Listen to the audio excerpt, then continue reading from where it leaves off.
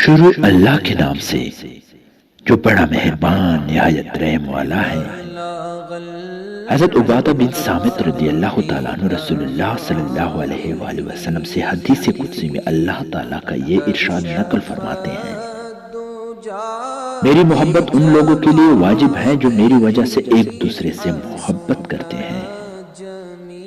میری محبت ان لوگوں کے لیے واجب ہے جو میری وجہ سے ایک دوسرے کی خیر خواہی کرتے ہیں۔ میری محبت ان لوگوں کے لیے واجب ہے جو میری وجہ سے ایک دوسرے سے ملاقات کرتے ہیں، اور میری محبت ان لوگوں کے لیے واجب ہے جو میری وجہ سے ایک دوسرے پر خرچ کرتے ہیں۔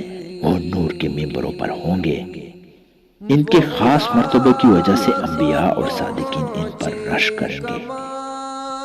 حضرت عبادہ بن صامت رضی اللہ تعالیٰ عنہ کی روایت میں ہے کہ میری محبت ان لوگوں کے لیے واجب ہے جو میری وجہ سے ایک دوسرے سے تعلق رکھتے ہیں۔